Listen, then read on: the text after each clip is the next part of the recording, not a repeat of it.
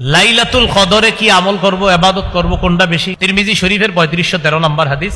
হুজুর, আমি যদি লাইলাতুল কদর পেয়ে যাই আমি কি আমল করব? তো রাসূলুল্লাহ সাল্লাল্লাহু আলাইহি ওয়াসাল্লাম বললেন, কুলি, তুমি বলবা, আল্লাহুম্মা, পড়েন, ইন্নাকা আফুউন কারীম তুহিব্বুল আফওয়া ফাফু আন্নী।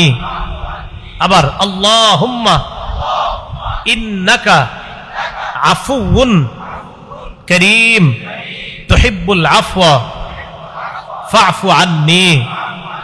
আরবিটা যদি না পারেন, বাংলা এইভাবে আল্লাহর কাছে বলবেন, আল্লাহ, এই পৃথিবীতে আল্লাহ আমার চেয়ে অপরাধী আর কেউ নাই।